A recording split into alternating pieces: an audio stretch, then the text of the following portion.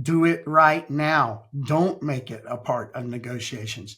Again, this is a inhumane, illegal, immoral war led by a war criminal, and all of the things that are happening in Ukraine are costs associated with Russia's invasion. I don't think it should be part of negotiations. I think that money should be used now. We're way late. We should be using every penny of that to fix what Russia has broken inside of a neighboring nation.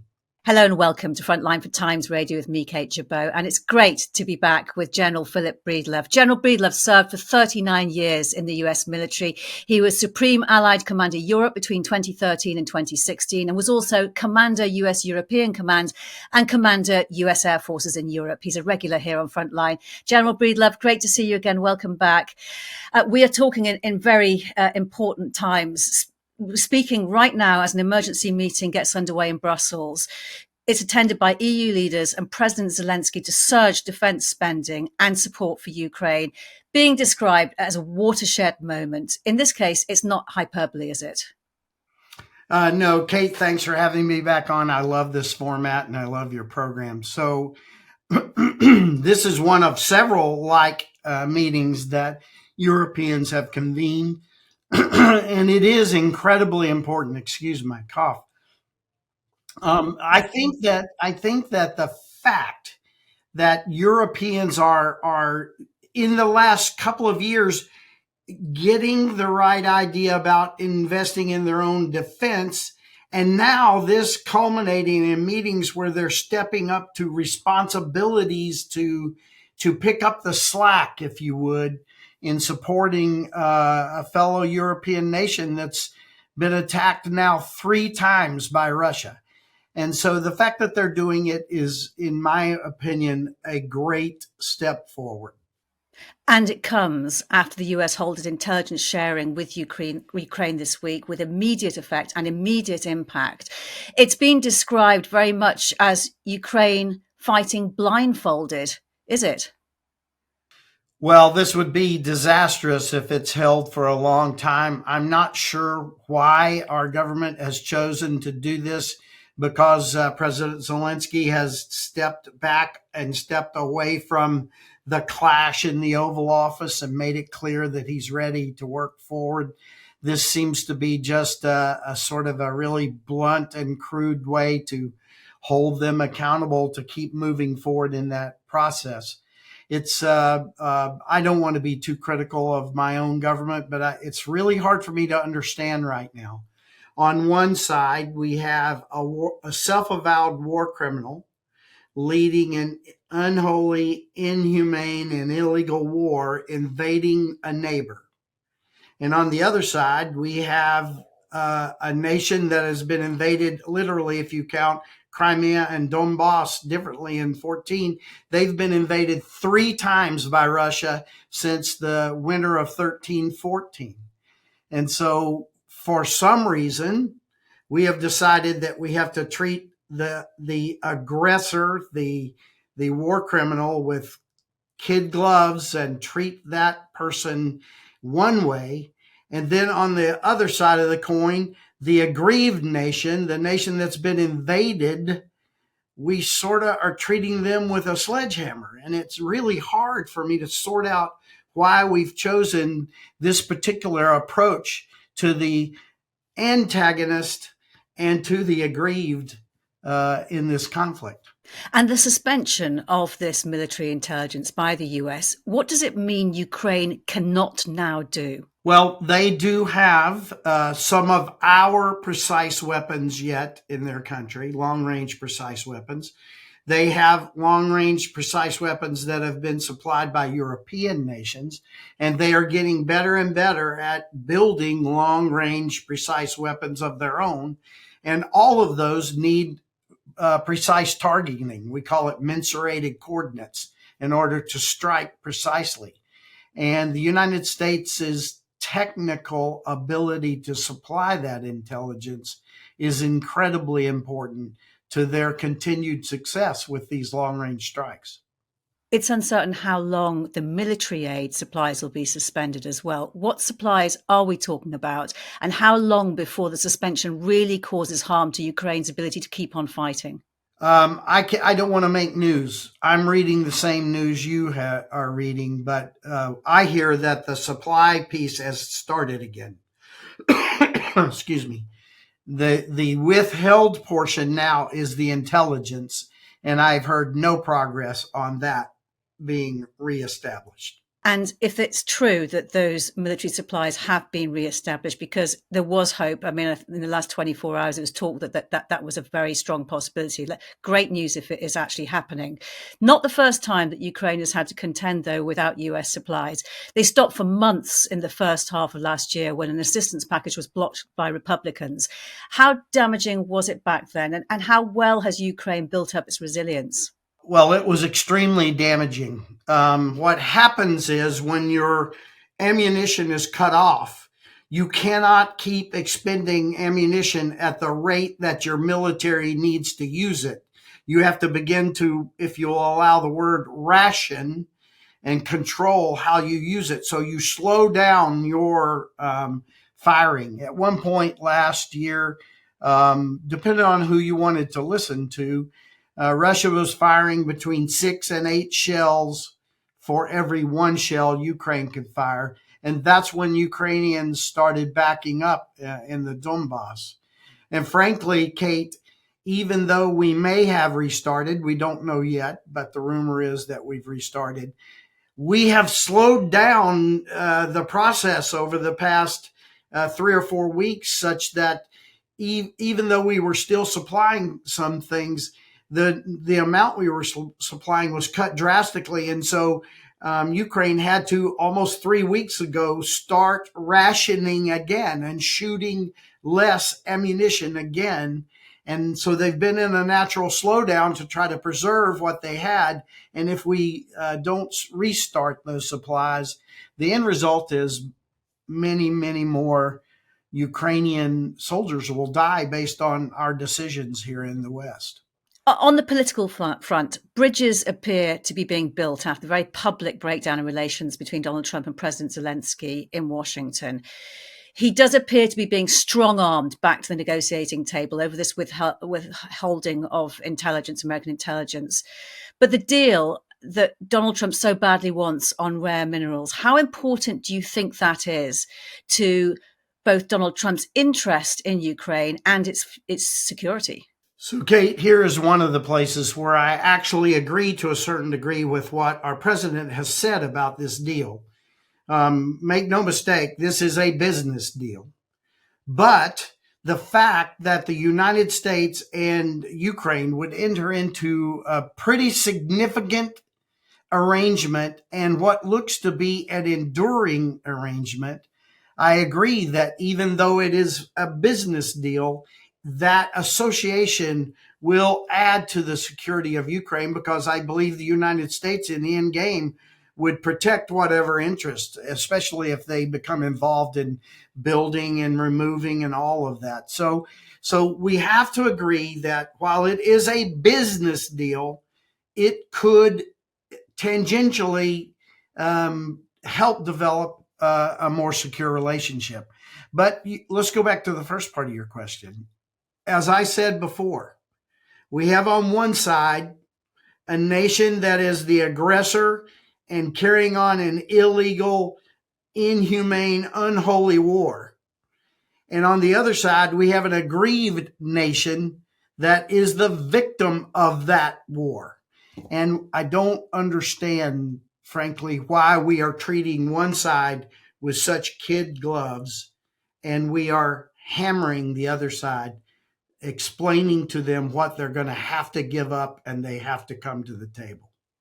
On that point about the minerals deal, where you say it is a business deal, but it could have some kind of implications for better security for Ukraine, the counter argument that has been made to me is that when Russia launched the full-scale invasion in 2022, there were American businesses in Kyiv that just upped sticks and went.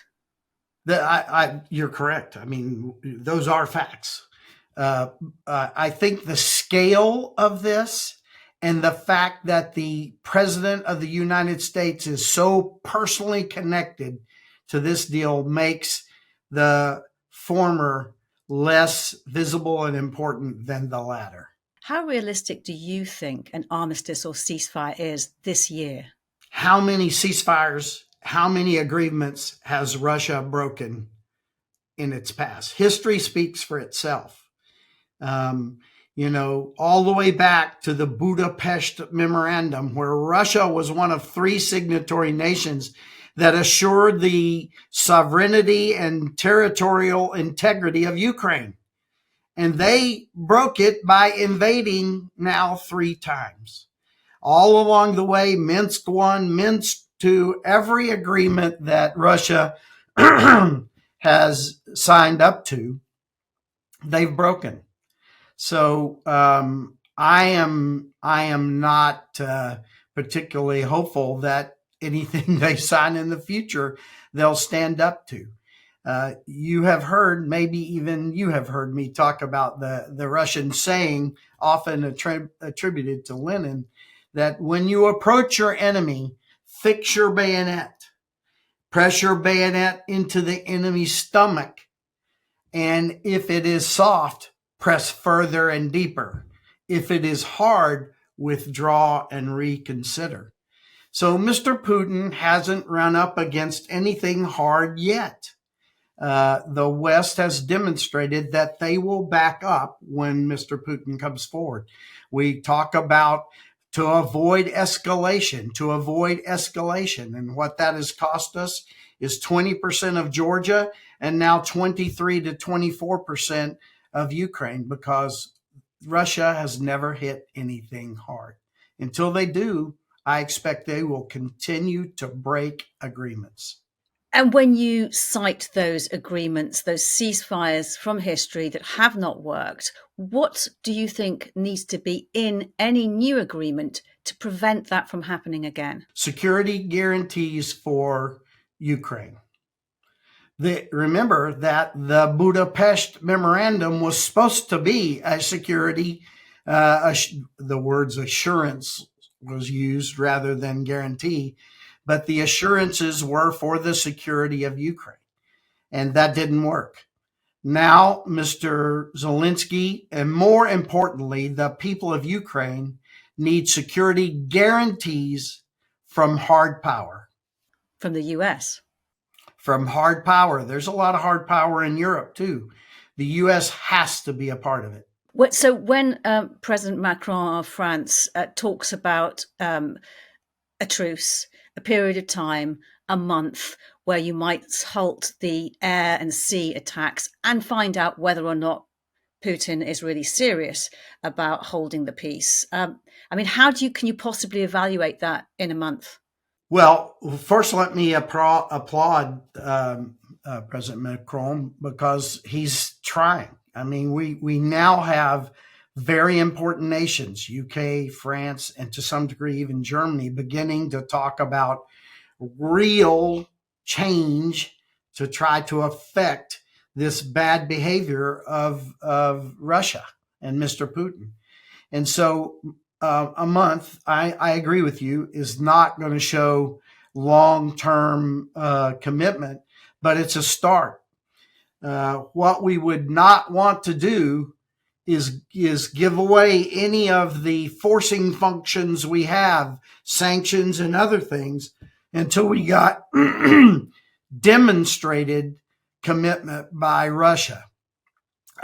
May I just say, Kate, that it's not surprising to me that Russia is at least intimating that it's willing to talk, because Russia's army is beaten up right now. Russia desperately needs a pause in the fighting. Think about this.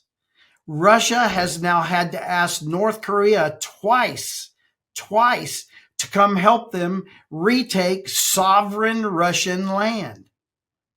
That would be like us asking you guys to come back across the Atlantic Ocean and help defend us from an enemy somewhere. Russia's army desperately needs a ceasefire. And so maybe that is the impetus to actually get a little more enduring ceasefire. But I would expect, based on history, Georgia, Crimea, Donbass, 22, all of Ukraine, that pattern of demonstration is as soon as Putin's army is ready again, 2, 3, 4, 5 years from now, unless we show him a hard front, he will be back for more. And if a peace treaty is eventually signed, it does have to be underpinned, as you say, by a security guarantee, because it will, it's predicted, unravel within a decade if it isn't. You say it has to be underpinned by a hard power. What other hard powers are there that could do this credibly if it isn't the US?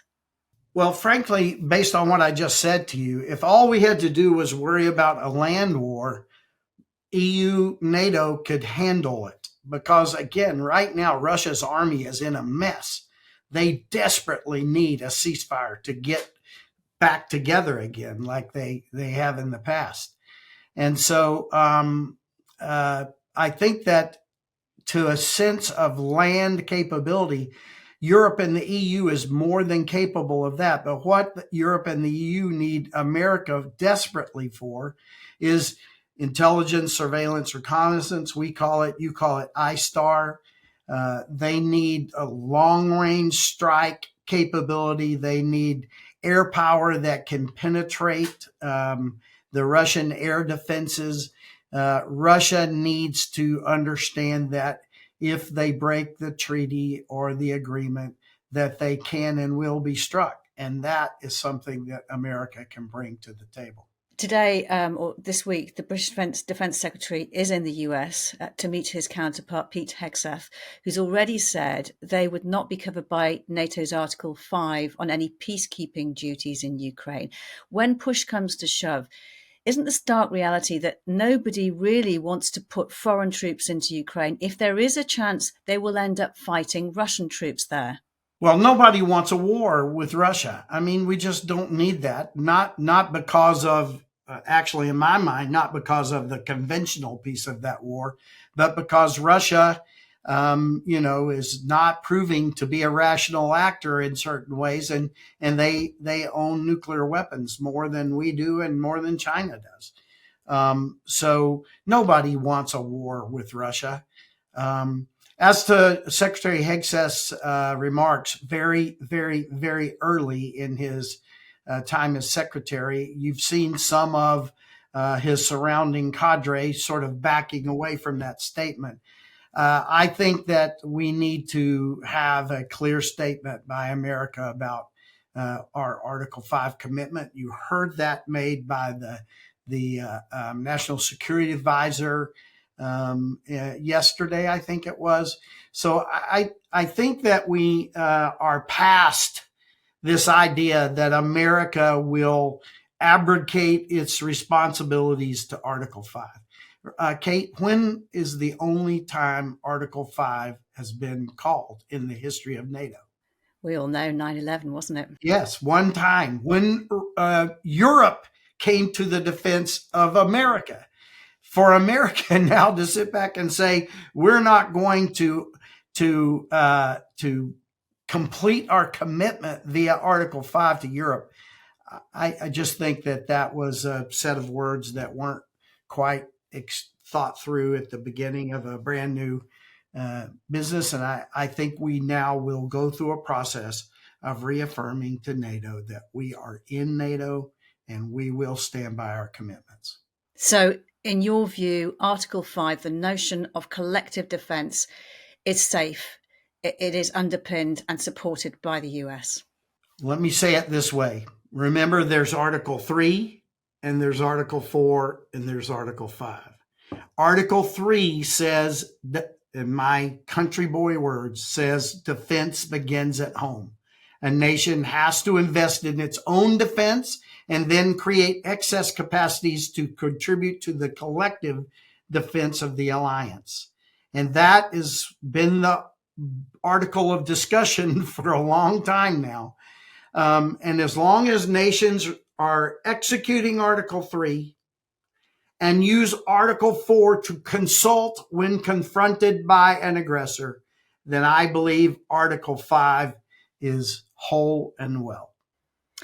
And Philip, at this time of this conversation, there are unconfirmed newspaper reports in Britain that Donald Trump is considering relinquishing the leadership of NATO, the job that you used to do, Supreme Allied Commander Europe, from the US to no longer be a position held by a senior US general, but instead a European. Okay, these reports at the time of us speaking are unconfirmed. But what do you think of that prospect? Well, first and foremost, one of the things we teach our young international security affairs students in university is when you see something that is as outlandish as this, you need to really find out where it came from and what the source is. To me, if I haven't read that yet, I got a rumor this morning in an email from someone else that is running around. My first reaction is this is Russian disinformation, because this would be such a drastic change in how NATO and the United States relates. I think we need to do a lot of work to ferret out if this is real. If this is real, then we have a whole different set of issues, because one of the reasons that the SACEUR is an American is because it's an American B-61 nuclear weapons that are a huge part, not all of it. You know, the Brits and the French have some nuclear capabilities, but America is a huge part of the nuclear umbrella for NATO, and that's one of the reasons we have an American sitting on the top of NATO. And so I think we should all take a deep breath, find out first, because it's so outlandish. Is this in fact Russian disinformation? Because this would be a message that Russia would love to get out there, wouldn't they? It would make them very, very happy. So let's let this sort out before we react too much. Okay. Outlandish ideas to one side. It is, though, a time perhaps for radical strategic thinking or rethinking, isn't it? And one idea that's been suggested many times is to unlock those $300 billion worth of frozen Russian assets to inject directly into Ukraine. Can that be part of negotiations? Is it time just to take the bull by the horns and say it's too important to not make this a real possibility? I would take a completely different path. Do it right now. Don't make it a part of negotiations. Again, this is a inhumane, illegal, immoral war led by a war criminal, and all of the things that are happening in Ukraine are costs associated with Russia's invasion. I don't think it should be part of negotiations. I think that money should be used now. We're way late. We should be using every penny of that to fix what Russia has broken inside of a neighboring nation. Just on the point of other ideas that have been floated around and suggestions made, and we mentioned President Macron earlier on, before this emergency EU meeting that's taking place now, he mentioned the idea of extending France's nuclear umbrella to Europe. Is that a serious option? They sort of kind of do it now, don't they? I mean, the British nuclear capabilities and the French nuclear capabilities are a part of or associated with the NATO nuclear capabilities. So in a sort of an indirect way, aren't they already doing that? What I think President Macron is saying, and again, I applaud him for his thought, is that France and the UK may be more apparent about their nuclear umbrella should the Americans not deliver. Really interested to get your assessment at the moment in this time of crisis. Who are the leaders on the world stage that you think are making an impact? Who do you look to and admire? Okay, you ask me who's making impact, and then you ask me who do I admire. Two different things. Okay. Let's go with the first one. I mean, obviously, the U.S. president is making a huge impact. He is demanding, and to a certain degree, getting some results that Europe step up and be a bigger part of defending itself. So he certainly has an impact. I applaud the three or four of the big European leaders, to include Macron and others, who are talking about not only stepping up their defense investment, it's not paying NATO, it's investing in their own nations. They're stepping up their investment in their own nations. And that is what we talked about. If Article 3 works, then I think Article 5 works. And I think now Article 3 is beginning to work. And so I applaud all of those leaders there. And sadly, of course, Mr. Putin has to be figured in here. I mean, he, since 2008, 4 times, he has amassed his army, marched across internationally recognized borders, and invaded his neighbors and subjugated their people.